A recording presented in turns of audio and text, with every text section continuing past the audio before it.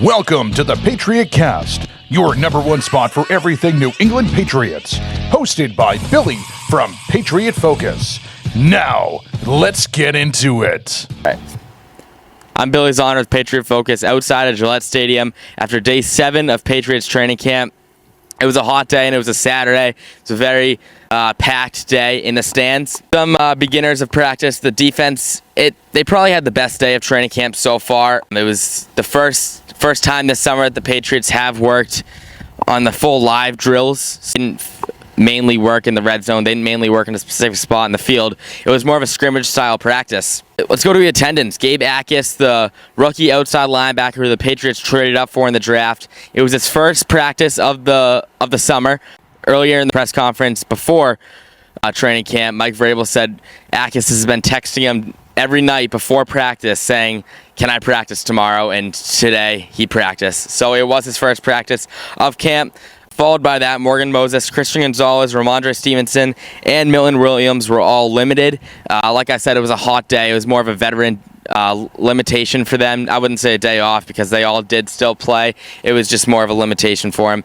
Ben Brown, so he filled in at starting left guard for Elijah Vera Tucker, who had his first day off of the summer. Interesting that it was his first because Elijah Vera Tucker, he has missed 42 games of his career out of the 85 that he was able to play.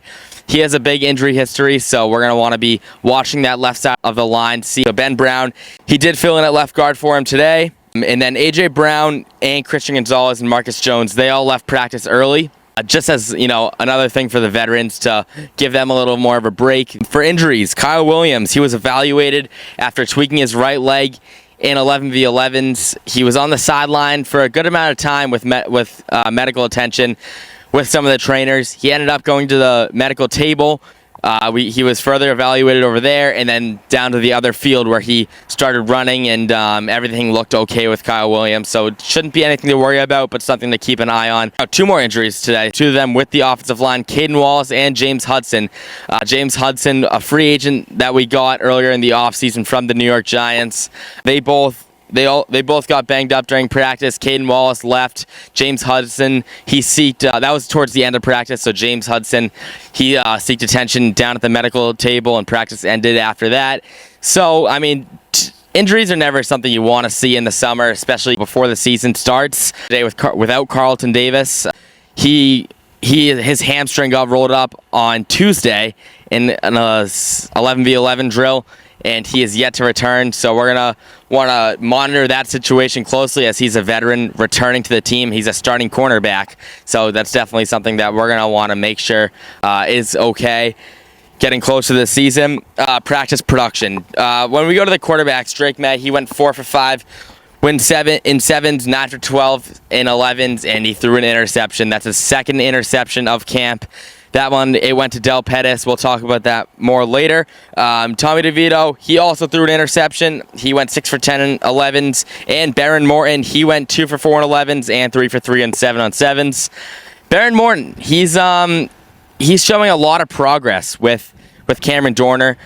If there wasn't a very packed full quarterback room, he'd have a lot of room for growth, but this is one of these quarterback rooms where even before camp, that Drake Maye's the 1, Tommy DeVito's the 2, and Baron Morton's the 3. That's just kind of how this room is going, just because, last season, how Drake Maye's production, obviously, and then Tommy DeVito earlier this offseason got signed to a contract that kicked Joshua Doubs out of the room and brought Baron Morton in to be the quarterback 3. Another solid day from Drake Maye. Despite the pick, he had some nice back shoulder throws to A.J. Brown and Kayshawn Boutte. The interception, it came on a pass intended for Matt Collins, and Dell Pettus was there before Hollins could contest it. And Pettus got the interception. Nothing really he could do. Wasn't a great throw, but it was just a good play by Dell Pettus, who got underneath the ball. And like I said, Baron Morton, he just continues to make these opportunities the most, and he's having a really good camp so far.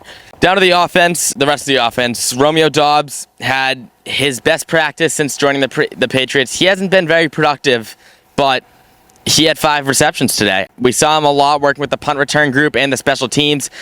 he had a good practice. However, he lost a fumble during team drills. That was recovered by the defense. Lan Larson also recorded a fumble, but he worked a lot with the first team offense, something that we haven't seen much. So he's definitely winning that running back 3 job right now. If the 53-man roster were to come out right now, he would get that running back 3 role.